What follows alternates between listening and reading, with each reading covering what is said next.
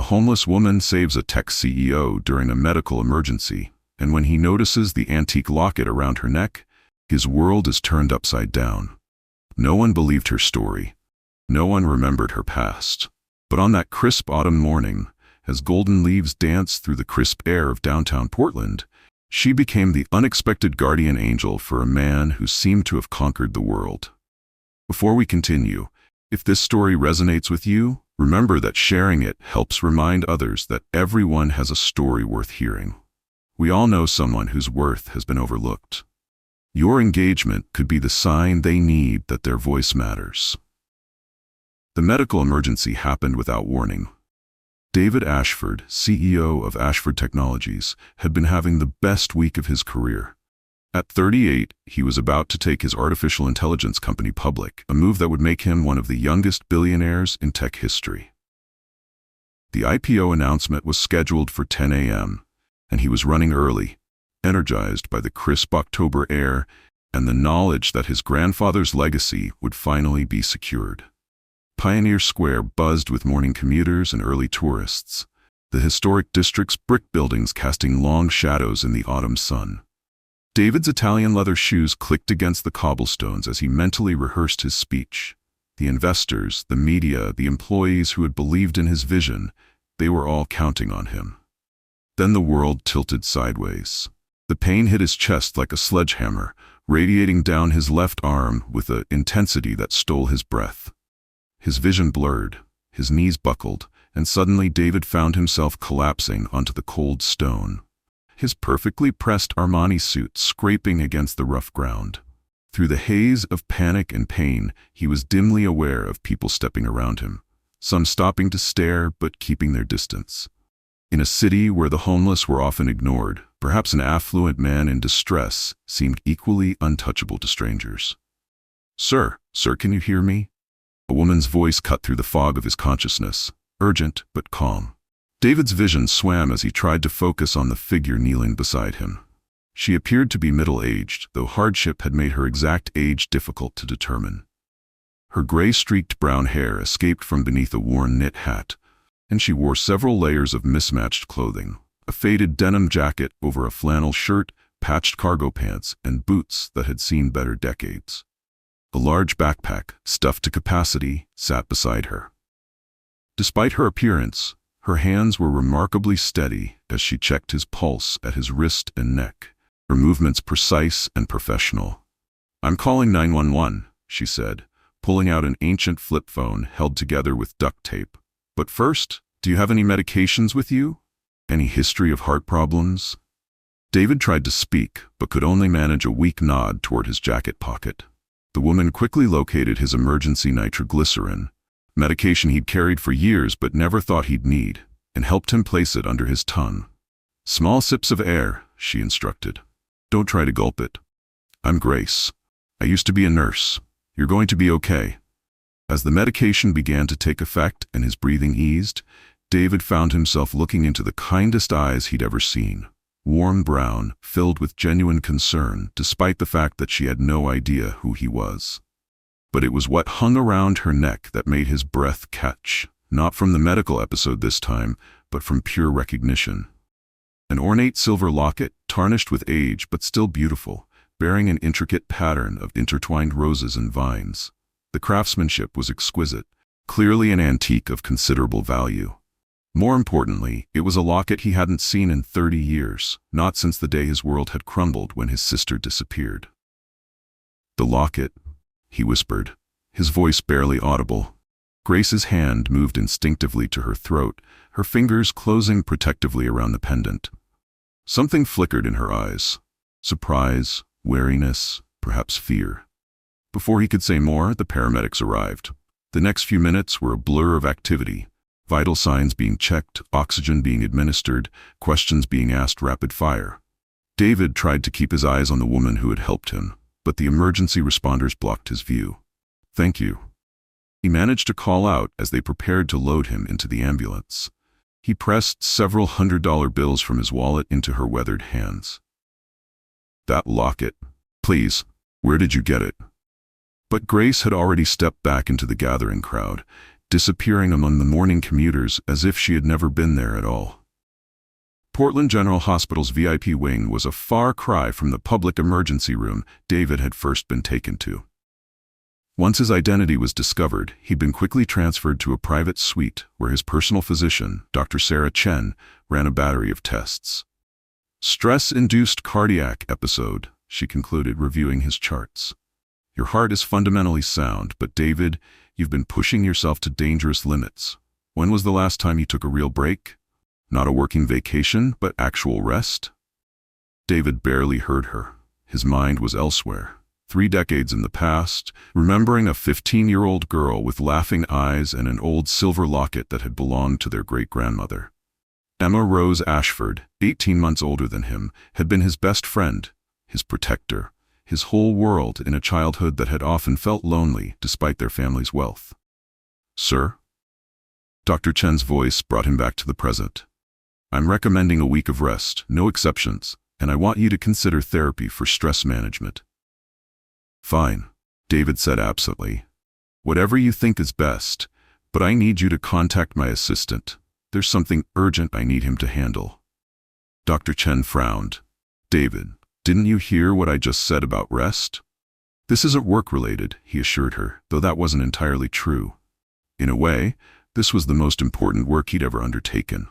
Michael Torres had been David's executive assistant for 6 years, efficient and discreet in the way that made him invaluable to a CEO. When he arrived at the hospital an hour later, he found his boss sitting up in bed, more animated than he'd seen him in months. I need you to find someone, David said without preamble. A woman named Grace. She helped me during the episode. She's homeless, probably still in the downtown area. Michael pulled out his tablet, ready to take notes. Do you have a last name? Description? David described Grace as best he could remember. Middle-aged, gray-streaked brown hair, living rough but with medical knowledge. She saved my life, Michael, and she was wearing something that might be important. Sir, the IPO announcement. Postpone it. The words came out more sharply than David intended. Release a statement about a minor health episode requiring me to take some time. Nothing alarming, just enough to buy us a few weeks. Michael's eyebrows rose. In 6 years he'd never known David to postpone anything, let alone something as crucial as the IPO. Sir, are you sure? The board, the investors. We'll have to wait, David finished firmly. Find her, Michael. Find Grace. It took Michael 2 days and the help of several homeless advocacy organizations to locate Grace. She had been staying at the Burnside shelter. The workers there said she often preferred to sleep outside unless the weather was particularly harsh. When Michael approached her at the shelter's lunch service, she was immediately suspicious. If this is about the drugs in Jameson's tent, I don't know anything about that, she said quickly. Ma'am, I'm not police. I work for David Ashford, the man you helped in Pioneer Square. He'd like to speak with you. Grace's reaction was immediate and intense. She stood up so quickly her chair scraped against the floor, her hand moving to the locket at her throat. What does he want? He wanted to thank you properly, and he mentioned you were wearing something that interested him. A locket? The fear in Grace's eyes deepened. I haven't done anything wrong. That locket is mine by right. Ma'am, no one is suggesting otherwise. Mr. Ashford simply wants to talk. He's waiting in his car outside if you're willing. Grace looked toward the shelter's entrance, then back at Michael. Something in her expression suggested an internal struggle, as if she was warring between fear and hope. Finally she nodded. 5 minutes, she said. That's all. The black town car waiting outside was a stark contrast to the shelter's modest surroundings. Grace approached it hesitantly, and when the rear window rolled down, she found herself looking at David Ashford again, this time without the mask of medical emergency. Even in casual clothes, jeans and a sweater instead of his usual suit, David carried an air of wealth and authority that made Grace straighten defensively. But his expression was neither condescending nor dismissive. Instead, he looked at her with an intensity that made her uncomfortable. Grace, he said. Thank you for agreeing to see me. Would you mind getting in? There's something I need to ask you, and it's rather private. After a long moment's hesitation, Grace climbed into the car. The interior was luxurious beyond anything she'd experienced in recent years. Leather seats, climate control, a small refrigerator stocked with water and snacks. David immediately offered her both, which she accepted gratefully. "That locket you're wearing," David began, his voice careful. "It's very distinctive. May I ask where you got it?" Grace's hand moved to her throat again, a gesture David was beginning to recognize as protective. "It belonged to my mother," she said. "And her mother before that. Why do you want to know?" David reached into his jacket and pulled out his phone. He scrolled through his photos until he found what he was looking for, a digitized version of an old family portrait. "Is this the locket?" he asked, showing her the screen. Grace stared at the image. It showed a family of 4, an elegant woman in her 30s, a distinguished man in a suit, and 2 children, a boy who couldn't have been more than 7 and a girl perhaps 9. The girl in the photo was wearing Grace's locket. "Where did you get this picture?" Grace whispered. "It's a family photo," David said quietly. "My family. The little boy is me, and the girl wearing your locket was my sister." Grace looked up from the phone, searching David's face as if seeing him for the first time. Slowly, recognition dawned in her eyes. "Emma," she breathed. "You called her Emma." David's heart stopped. "How do you know that name?" Grace's composure, maintained through years of hardship, finally cracked. Tears spilled down her cheeks as she looked at David with eyes that suddenly seemed achingly familiar. "Because," she said, her voice breaking, "I am Emma." The silence that followed seemed to stretch for hours. David stared at the woman before him, trying to reconcile this weathered, prematurely aged person with his memories of a vibrant teenager. The bone structure was there. He realized now that he was looking for it. The shape of her eyes, the set of her mouth when she wasn't guarded, these were familiar. "That's impossible," he finally managed. "Emma died. The police found evidence. There was a body." "There was no body," Emma said firmly. "There was no accident. There was only Charles and his plan to make me disappear." "Uncle Charles?" David's voice was barely above a whisper. Charles Ashford, their father's brother, who had taken guardianship of David after Emma's disappearance and their parents' subsequent deaths in a car accident 5 years later. Emma nodded, wiping her eyes with the back of her hand. "He discovered grandfather's original will. Did you know about that? The real one, not the one Charles showed the lawyers." David shook his head. He'd always wondered why their grandfather had left everything in trust to Charles to manage until David came of age, especially since the old man had always seemed to favor Emma. "Grandfather left everything to me," Emma continued. "The entire estate, the company, everything. As the eldest grandchild and the only granddaughter, I was to inherit it all when I turned 21. Charles was just a trustee, meant to guide me." "But you were only 15 when you disappeared," David said, the pieces beginning to form a horrible picture. "Exactly." Emma's voice hardened. "Charles realized that in 6 years, he'd lose control of the family fortune. So he decided I needed to be removed from the equation, permanently." She began to tell her story, and with each detail, David felt his world shift beneath him. Emma described being drugged at a family dinner, waking up in what she later learned was a remote cabin in the Cascade Mountains. Charles had hired men to keep her there, telling them she was a mentally unstable niece who needed to be kept away from society for her own safety. "He told them I was dangerous, that I had violent episodes," Emma said. "They weren't cruel, exactly. They thought they were helping, but they kept me sedated most of the time, and when I wasn't sedated I was locked up." "How long?" David asked, his fists clenched. 18 months. I managed to escape during a transfer. They were moving me to a different location. I made it to a road, got picked up by a trucker who took pity on me. But when I finally made it back to Portland..." "You were declared dead," David finished. Emma nodded. "Charles had been busy. He'd staged my disappearance perfectly. There were witnesses who saw someone matching my description getting into a car with an older man near the river. He'd planted my jewelry and some clothes along the bank. The police found them, along with evidence of a struggle." "But there was DNA evidence," David protested, remembering the details he'd been told as a grief-stricken 12-year-old. "Falsified," Emma said simply. "Charles had connections, money, influence. It wasn't that hard to buy the right people. When I tried to come home, tried to prove who I was, he had me arrested as an imposter. He'd convinced everyone I was dead, and a traumatized girl claiming to be the deceased Emma Ashford was clearly delusional. David's phone buzzed with a call. Charles's name appeared on the screen, their weekly check-in call. David declined it, his stomach turning. I spent years trying to prove who I was, Emma continued. But every document, every record had been altered or destroyed. I had no money, no identification that couldn't be explained away as stolen. Eventually, I stopped trying. I learned to survive on the streets. The locket was the only thing I managed to keep from being taken as evidence when I was arrested. Why didn't you contact me directly? David asked. I would have believed you.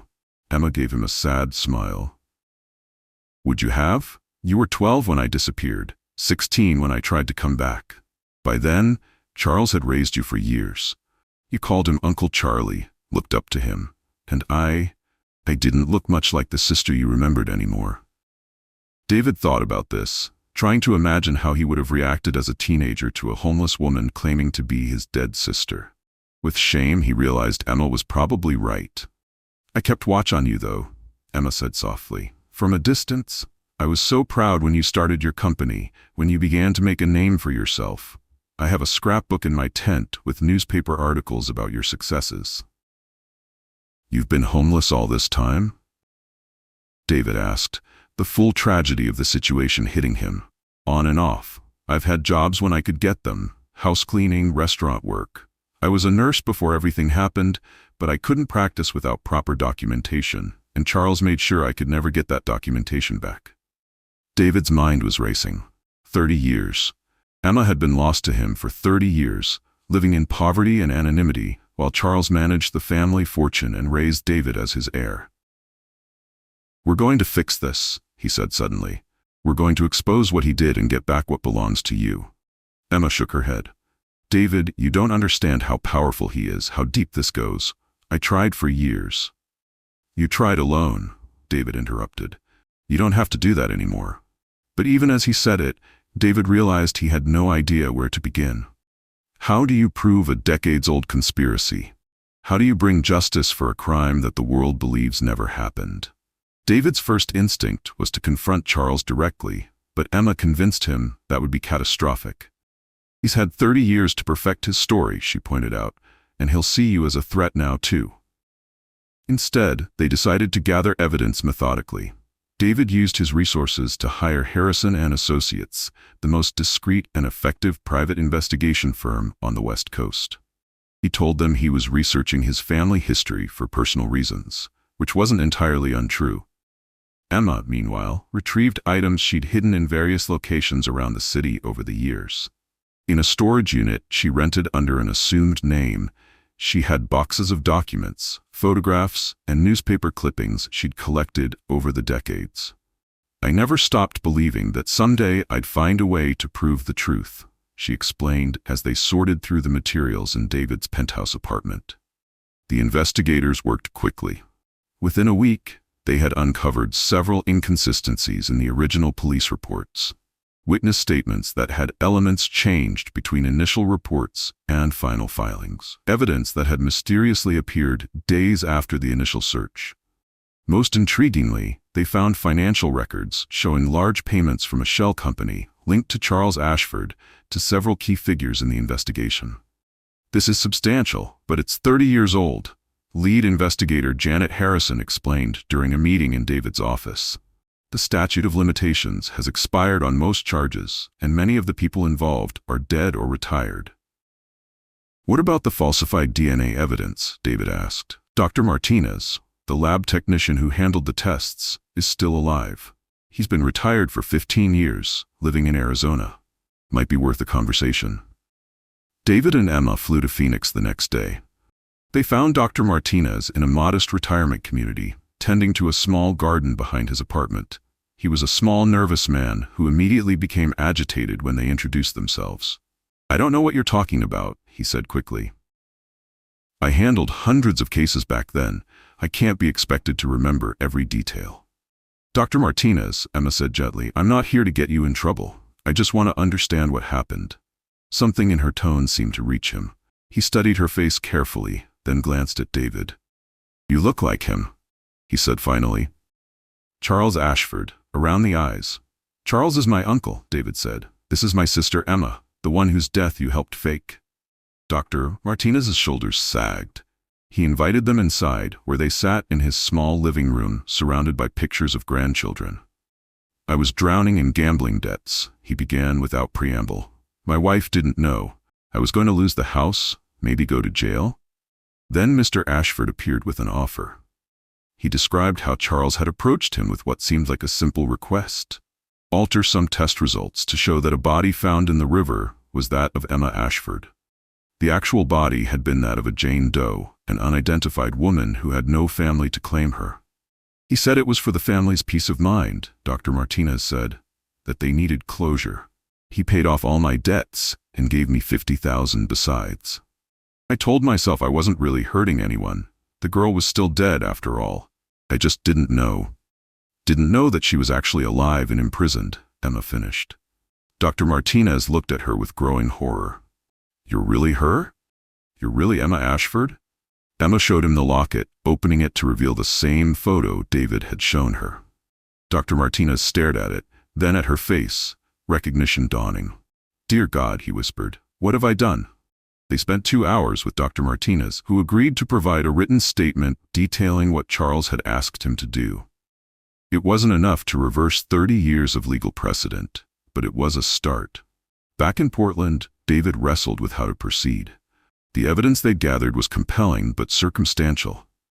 Charles had been careful, and 30 years had erased many potential witnesses. The decision was taken out of his hands when Charles appeared at David's office unannounced one morning. "David," he said, striding into the executive suite with his usual confidence. At 72, Charles Ashford was still an imposing figure, tall, silver-haired, impeccably dressed. "We need to discuss this postponement of the IPO. The board is getting nervous." David looked up from his desk, where Emma's documents were spread out. He'd been so absorbed in the paperwork that he hadn't heard his uncle arrive. Charles stopped mid-sentence when he saw the papers.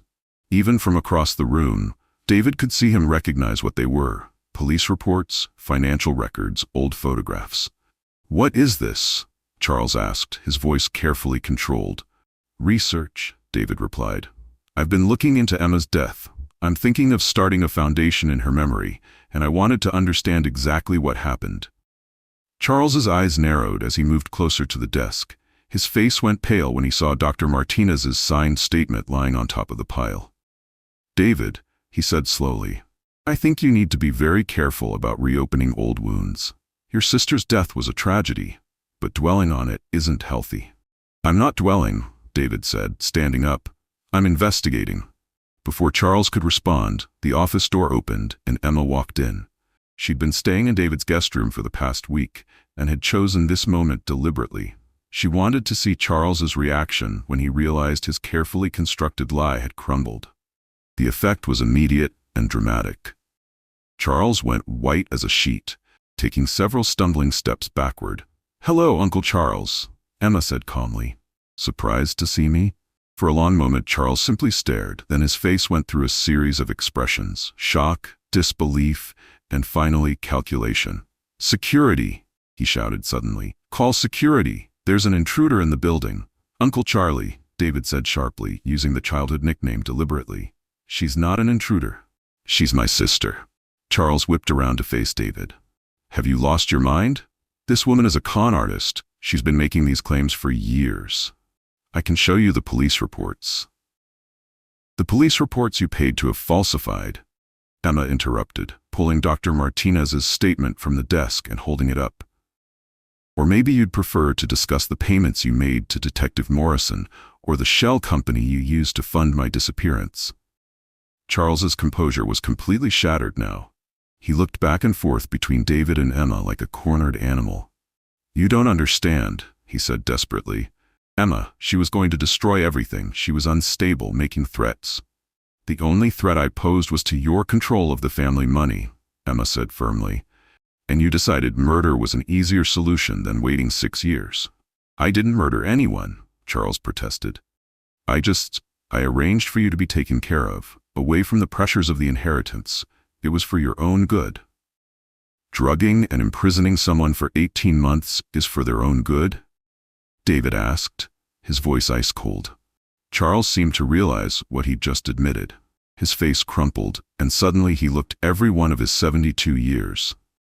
"You don't understand the pressure I was under," he said weakly. "Your grandfather's will, it would have given everything to a 15-year-old girl. The board would never have accepted it. The company would have been torn apart." "So you decided to play God with our lives," Emma said. "You stole 30 years from me, David. 30 years of being a sister, of having a family, of living freely." Charles sat down heavily in one of the office chairs, his head in his hands. "I never meant for it to go on so long. I thought maybe after a few years, when you were older, I could arrange for you to return.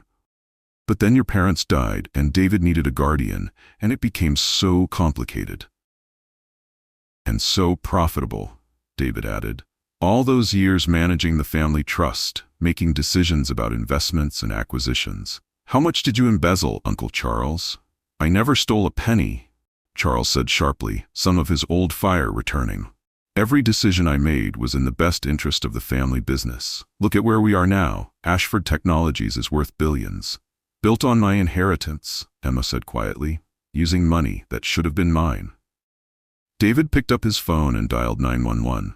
"Yes, I'd like to report a kidnapping," he said.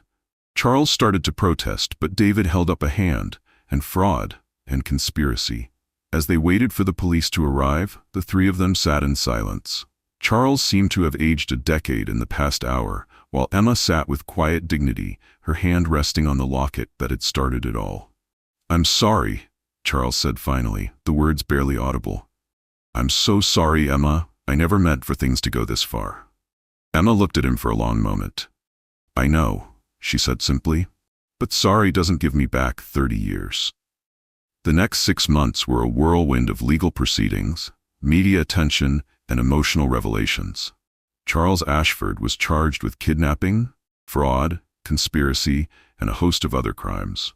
The evidence David and Emma had gathered, combined with Dr. Martinez's testimony and statements from several other witnesses who came forward after the story broke, painted a clear picture of a decades-long conspiracy. The media attention was intense, but Emma handled it with the same quiet strength she'd shown throughout her ordeal. The heiress who lived on the streets became a symbol of resilience and justice, delayed but not denied. Charles's trial was swift. Faced with overwhelming evidence, he pled guilty to most charges in exchange for a reduced sentence. At 72, he would likely spend the rest of his life in prison. During the sentencing hearing, Emma chose to make a victim impact statement. "Your Honor," she said, standing at the podium in a simple black dress, one of many David had bought for her as she readjusted to life off the streets.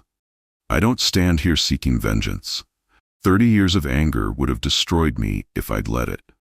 Instead, I want to talk about justice and redemption." She spoke about the years she'd lost, the opportunities that had been stolen from her, the pain of watching her brother grow up from a distance. But she also spoke about the people who had helped her survive. Fellow homeless individuals who shared their food and shelter, social workers who treated her with dignity, strangers who showed kindness when they had no reason to do so. "My uncle took away my identity, my family, my birthright," she concluded. "But he couldn't take away my fundamental humanity. And in some ways, these 30 years taught me things about compassion and resilience that I might never have learned in a life of privilege." Charles was sentenced to 25 years in prison. As he was led away, he looked back at Emma one last time. She met his gaze steadily, but said nothing. With Charles's conviction, the legal ownership of the Ashford family assets became clear. Emma was indeed the rightful heir to their grandfather's fortune, now worth several $billion through decades of growth and David's successful leadership of Ashford Technologies. But Emma's first decision surprised everyone, including David. "I don't want it," she told the family's lawyers during a meeting to settle the estate. "Not all of it anyway." David stared at her. "Emma, it's rightfully yours. All of it." Emma shook her head. "David, you built this company. You turned our grandfather's modest technology firm into an industry leader. That's your achievement, not mine. I want you to retain controlling interest in Ashford Technologies." Instead, Emma chose to take a substantial but not controlling stake in the company, along with several family properties and enough liquid assets to fund the humanitarian work she wanted to pursue. "I'm going to start a foundation," she explained, "for homeless individuals, but also for missing persons and families dealing with traumatic separation. I want to create resources that weren't available to me." The Emma Rose Foundation launched 6 months after Charles's conviction. Its first initiative was a comprehensive program providing identification assistance, legal aid, and transitional housing for homeless individuals trying to rebuild their lives. Emma also worked with David to establish new protocols at Ashford Technologies for ethical governance and transparency. "I want to make sure nothing like what Charles did can ever happen again," she said. A year later, David stood in the conference room of Ashford Technologies, looking out at the Portland skyline.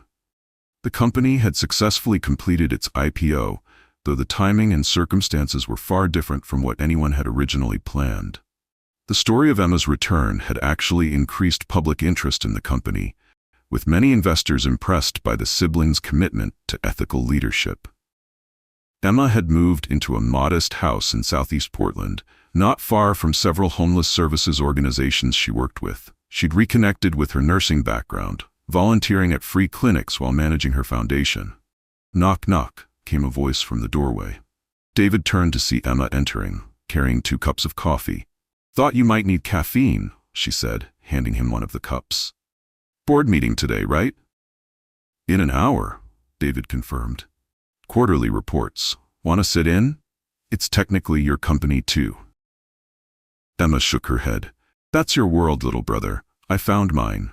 They sat in comfortable silence for a while, sipping their coffee and watching the city below. Emma still wore the locket. She told David she always would. It had become a symbol not just of their reconnection, but of the power of holding on to hope in the darkest times.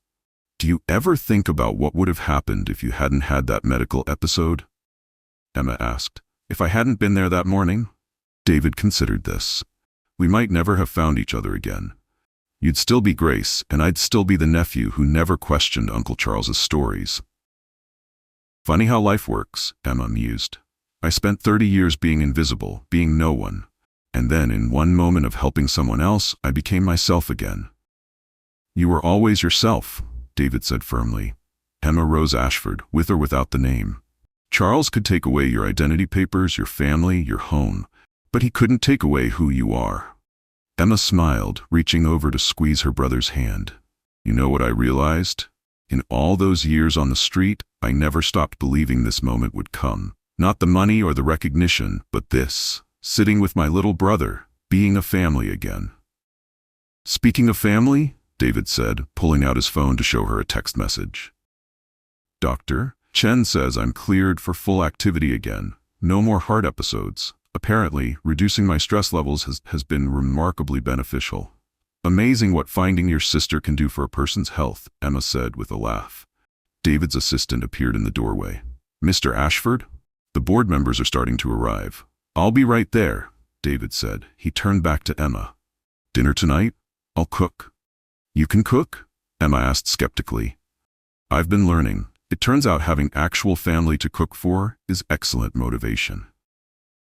As David headed to his meeting, Emma remained in the conference room, looking out at the city that had been both her prison and her home for 3 decades. She touched the locket absently, thinking about the journey that had brought them here. Her phone buzzed with a message from one of her foundation's clients, a young woman who had been missing for 2 years and had just been reunited with her family through their program.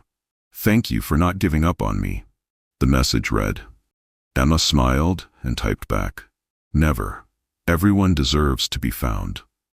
2 years after their reunion, the Emma Rose Foundation had helped reunite over 300 missing persons with their families and provided assistance to thousands of homeless individuals. The foundation's innovative approach to documentation recovery and family tracing had become a model copied by organizations across the country. Emma had also written a book about her experiences, titled Invisible, a story of loss, survival, and return. All proceeds went to the foundation, But more importantly, the book had inspired other survivors of family separation to come forward with their stories. David had stepped back from day-to-day operations at Ashford Technologies, maintaining his role as chairman while bringing in a new CEO. This allowed him to spend more time with Emma and to pursue his own philanthropic interests, including a scholarship program for underprivileged youth interested in technology. The siblings had established a new family tradition. Every year on the anniversary of their reunion, they returned to Pioneer Square, to the exact spot where David had collapsed and Emma had saved his life. They would spend a few minutes in quiet reflection, then walk together to have breakfast at a nearby cafe. This year, as they sat in their usual booth, Emma noticed a young man across the street digging through a garbage can, clearly homeless and desperate. "Excuse me," she said to David, standing up. "I'll be right back." David watched as his sister approached the young man, introduced herself, and began talking with him. Within minutes, she had connected him with one of the foundation's outreach workers and arranged for immediate assistance. "Old habits die hard," she said when she returned to the table. "The best habits never die," David corrected. "That's why you're my hero, Emma Rose Ashford." Emma laughed, the sound bright and free. "Just Emma is fine, little brother, just Emma." As they finished their breakfast, David marveled at how completely their lives had transformed. 2 years ago, he had been a successful but isolated businessman carrying the weight of family tragedy. Emma had been an invisible woman, dismissed and forgotten by a society that had failed her. Now they were both exactly where they belonged. "You know what I've been thinking about?" Emma said as they walked back toward David's car. "What's that?" "The locket. All these years, I thought it was just a reminder of what I'd lost. But maybe it was really a beacon, calling us back to each other." David stopped walking and turned to face his sister. "Emma, can I tell you something I've never said out loud?" She nodded. "Even when I believed you were dead, I never stopped feeling like part of me was missing. I threw myself into work, into building the company, into proving myself, but there was always this emptiness, like I was living half a life." Emma's eyes welled up with tears. "I felt the same way, like I was just surviving, not really living, until that morning when I saw you collapse, and suddenly I had a purpose again. To help someone, to save someone. I didn't know it was going to save me too." They stood there on the busy Portland street, two people who had found their way back to each other against impossible odds. Around them, the city bustled with its usual energy. Commuters heading to work, tourists exploring the historic district, homeless individuals finding their way through another day. "There's something else," David said. "I've been working with the mayor's office on a new initiative, a comprehensive program to address homelessness citywide. I was hoping you might consider co-chairing it with me."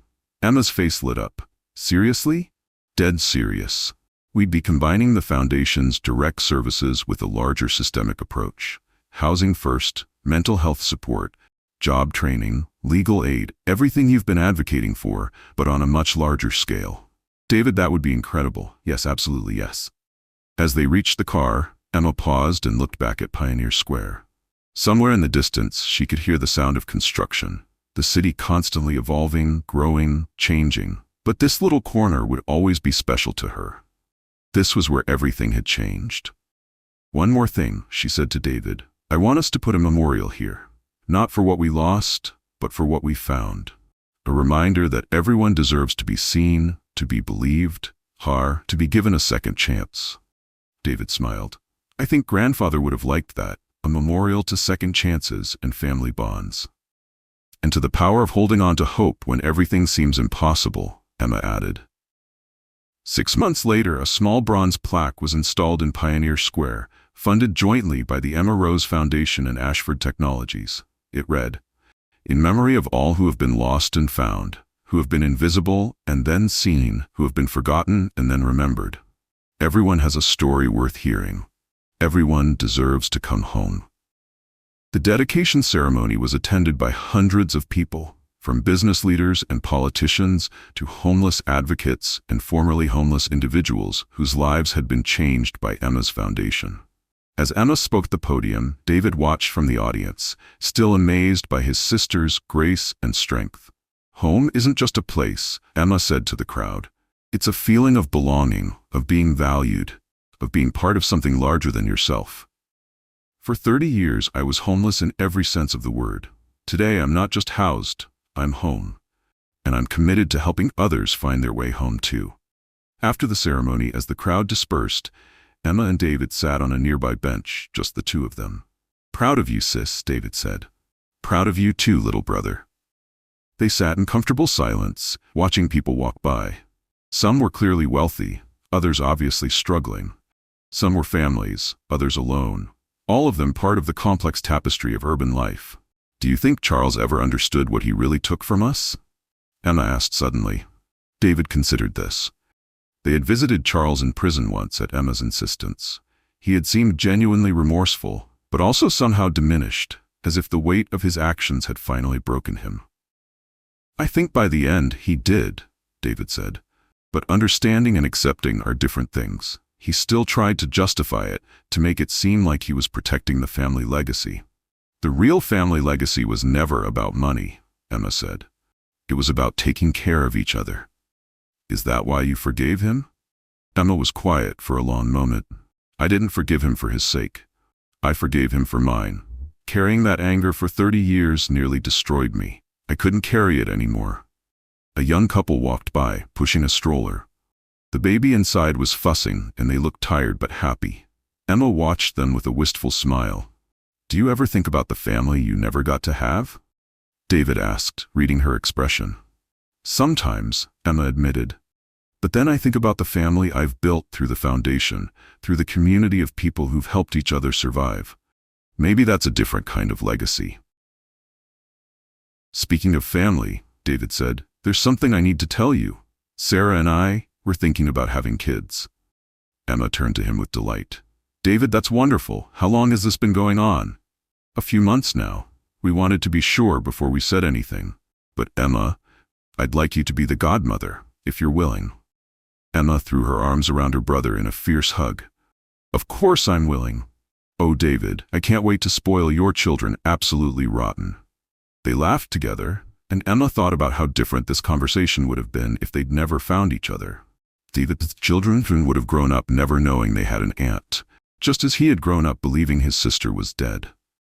"You know what's funny?" David said, as they finally stood to leave. "The business world used to see me as this ruthless negotiator, this guy who had ice water in his veins. But finding you again, it's like I remembered how to feel things fully. And I spent so many years just trying to survive that I forgot how to really live," Emma replied.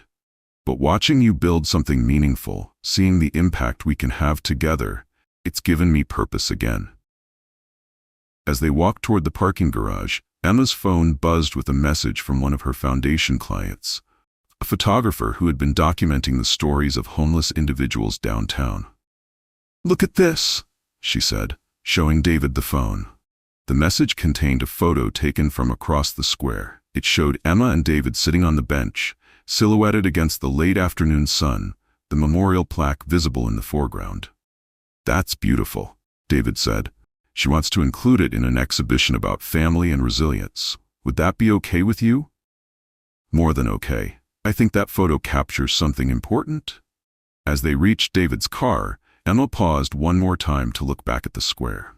In the 2 years since their reunion, she had never stopped marveling at the chain of events that had brought them back together. A heart attack, a homeless woman with medical training, a family heirloom, and the courage to believe in an impossible truth. "Ready to go home?" David asked. Emma smiled, touching the locket that had started it all. "Ready." If this story of redemption, family bonds, and second chances has touched you, remember that there are real people in our communities who need to be seen, heard, and remembered. Every act of kindness, no matter how small, can change a life. Sometimes the most powerful gift we can give someone is simply acknowledging their existence and treating them with dignity. Share this story to remind others that everyone has value, everyone has a history, and everyone deserves the chance to find their way home.